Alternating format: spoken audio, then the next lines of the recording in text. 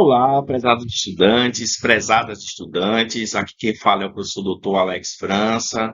Sou responsável pelo componente curricular Seminário Temático 2, como eu já apresentei no nosso primeiro encontro.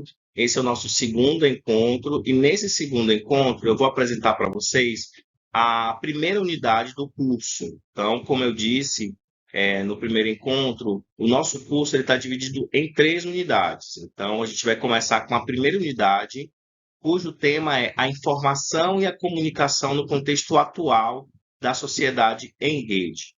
E, dentro desse assunto, é importante ressaltar que, quando se fala de redes informatizadas de comunicação, nós não estamos falando apenas de ferramentas técnicas, mas a própria infraestrutura que sustenta a sociedade em rede, que é um conceito central na obra do sociólogo Manuel Castells. Aqui, a gente tem os pilares que podem ajudar a compreender esse cenário. O primeiro é a relação entre estrutura em rede e hierarquia. Ao contrário das instituições tradicionais, que são organizadas de forma piramidal, as redes informatizadas elas operam de forma descentralizada.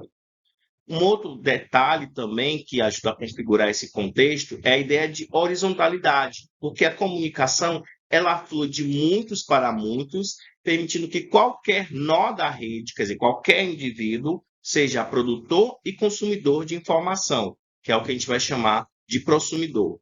E a flexibilidade, porque as redes organizam-se constantemente, adaptando-se justamente para atender as demandas sociais, econômicas ou políticas. E aí algumas características que ajudam também a configurar, a caracterizar esse contexto da sociedade em rede. A compressão espaço e tempo, porque as redes informatizadas elas anulam a barreira geográfica, é, as informações, as notícias, as interações sociais, os fluxos de capitais, eles acontecem instantaneamente, então a gente tem também essa questão do tempo real, e como aponta o Michel Serres, o indivíduo está em qualquer lugar, vivendo numa desterritorialização constante. Também tem a ver, uma outra característica tem a ver com a questão da economia da informação, porque nesse contexto a informação é a matéria-prima mais valiosa, e a questão dos algoritmos, porque justamente a comunicação nas redes sociais ela é filtrada pelos algoritmos. E a depender das pesquisas, das consultas feitas pelo usuário, os próprios algoritmos eles vão criar o que os teóricos vão chamar de bolhas de filtro, ou as câmaras de eco. E isso acaba prejudicando a ideia de uma democratização do acesso às informações e também o próprio exercício do pensamento crítico, porque a rede ela tende a mostrar apenas o que confirma, né, os interesses, né, as pesquisas do utilizador. E um outro aspecto também é o que os teóricos vão chamar de capitalismo de vigilância, porque as redes sociais, as redes, na verdade, elas não são neutras, né? Então, elas coletam as informações, ela transformando os comportamentos humanos em previsões, conforme o que vem sendo discutido pela teórica Shoshana Zuboff.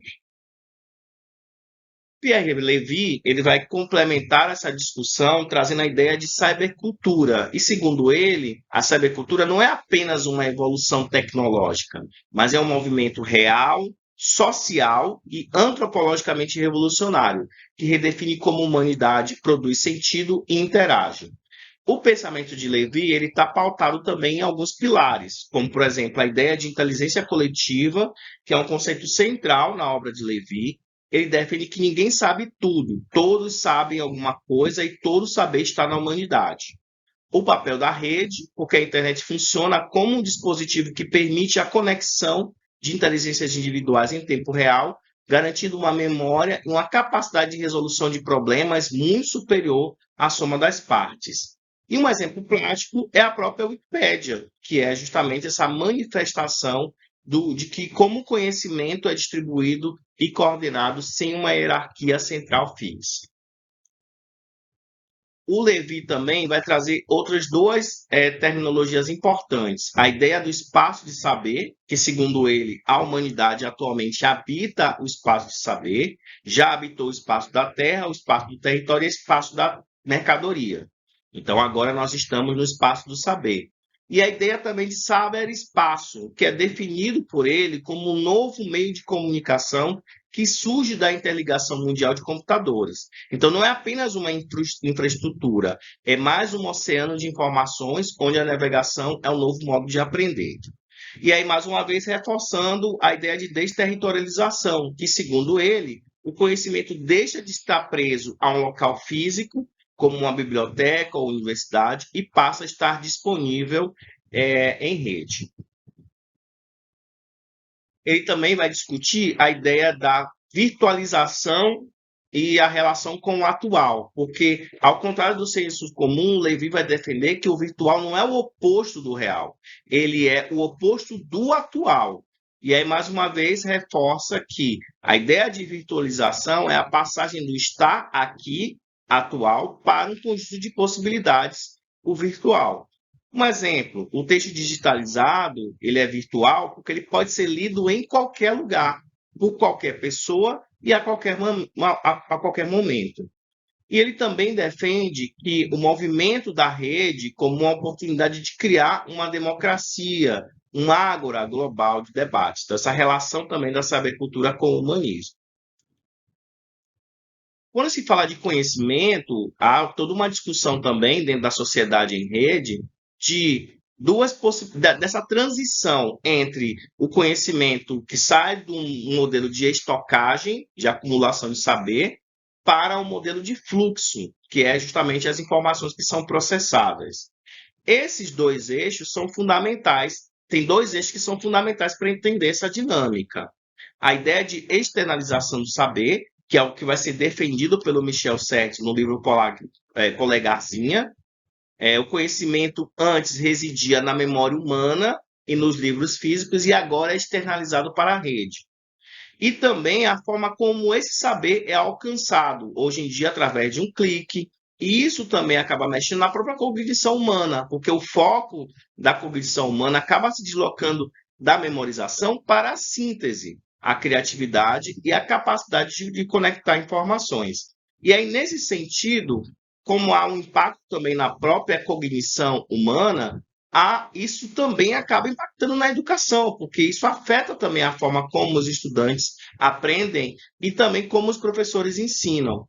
E aí, por isso, a discussão, a necessidade de se falar de letramento midiático e informacional, que é o que nós vamos discutir na segunda unidade. Vamos falar um pouco mais sobre os multiletramentos e, entre eles, a ideia do letramento midiático e informacional, que está relacionado a essas novas tecnologias da informação. Então, não basta estar conectado, é preciso saber navegar na infoxicação, nossa, que palavra difícil, que é justamente o excesso de informação. E aí, esse pensamento que o Levi vai trazer, ele acaba influenciando diretamente na educação, quando a gente pensa, por exemplo, nas orientações curriculares e principalmente na Base Nacional Comum Curricular. Porque a própria BNCC ela vai dizer, né, que a escola deve preparar o estudante para ser um utilizador ético e crítico dessas redes, combatendo a desinformação e as fake news. E aí, nesse sentido, a importância também da curadoria e do filtro, porque na rede a barreira não é mais a falta de informação, mas é o excesso de informação, é a intoxicação. Então, por isso que é importante também esse trabalho de curadoria, no que vai esse cuidado, essa atenção ao que vai ser selecionado para a leitura e para o processo de aprendizagem.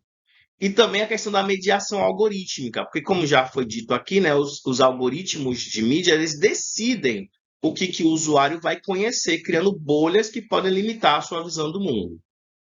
E o letramento mediático, ele tem a ver com justamente saber transformar a informação em conhecimento utilizando a criticidade. Então, nesse sentido, a BNCC também vai reforçar a necessidade de ensinar o estudante a validar fontes e distinguir fatos de opiniões. O professor também é impactado nesse processo, não só o estudante. Então, numa sociedade de inteligência coletiva, o professor deixa de ser a única fonte de informação para ser um mediador, e ele também vai incentivar a inteligência do grupo e ajudar os estudantes a navegar no saber-espaço com criticidade, sem esquecer da existência da fenda digital e social, já que o acesso à rede ele é desigual. Então, a exclusão digital ela não é apenas a falta de aparelhos, mas a falta de competências para transformar a conexão em oportunidade de desenvolvimento social e econômico. Então, a escola também acaba tendo um papel muito importante nesse sentido.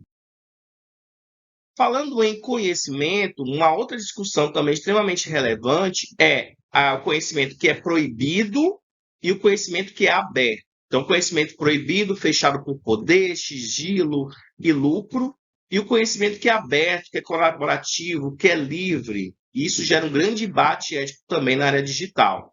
Os principais pontos para essa dualidade na rede: conhecimento proibido, poder e controle. Então, ele está relacionado historicamente, isso não é uma novidade, né? Historicamente, esse conhecimento era restrito por instituições, como a igreja, como o Estado, por exemplo, em regimes ditatoriais, por exemplo, e por academias. Na sociedade em rede, essa proibição vai se manifestar de outras formas, através dos muros de pagamento, o paywalls, né, que é grande parte do conhecimento científico de ponta, está trancado em revistas acadêmicas pagas, criando uma barreira econômica ao saber, propriedade intelectual rígida, patentes e direitos de autor que impedem a remistura e a inovação comunitária, e os segredos algoritmos, que estão relacionados às grandes empresas de tecnologia, as big techs, cujos algoritmos estão funcionando como caixas pretas, quer dizer, há uma proibição no acesso público a determinada informação, ela é filtrada, ela é manipulada. Já o conhecimento aberto, ele representa uma revolução no acesso ao conhecimento, como, por exemplo, através do movimento Open Access e a cultura do livre, que surgem como resistência para a democratização do saber. As Creative Commons, por exemplo, que são licenças que permitem a partilha e a adaptação legal de obras, incentivando a cultura da remistura, a inteligência coletiva, projetos como o Wikipédia, por exemplo, e o software livre, o Linux, que provam que a colaboração aberta produz resultados muitas vezes superiores aos modelos fechados, e a ciência aberta, que é justamente essa tendência que as universidades, principalmente as universidades públicas, de publicarem seus dados de pesquisas em repositórios abertos, como o Cielo, para acelerar descobertas globais. Na educação, a própria Base Nacional Comum Curricular e as políticas do MEC incentivam o uso dos recursos educacionais abertos. A ideia é que o conhecimento não deve ser proibido por barreiras geográficas ou financeiras, mas sim circular livremente para promover a equidade educativa. E aí, para explorar ferramentas de acesso aberto, temos alguns exemplos. O Diretório de Revistas de Acesso Aberto, o DOAGE, que vocês podem encontrar artigos científicos gratuitos, o Portal de Livros Abertos da Universidade de São Paulo, a USP, que é um exemplo de democratização do saber acadêmico do Brasil. Essas são as principais referências dessa primeira unidade. E não esqueçam de fazer a leitura dos textos de cada unidade, seguindo o roteiro que foi disponibilizado para vocês, e também que vocês façam as atividades. É extremamente importante essa junção entre o conhecimento teórico e as atividades práticas. Agradeço a participação de vocês, a atenção, e desejo aí um bom trabalho, bons estudos ao longo desse processo de formação. Até a próxima.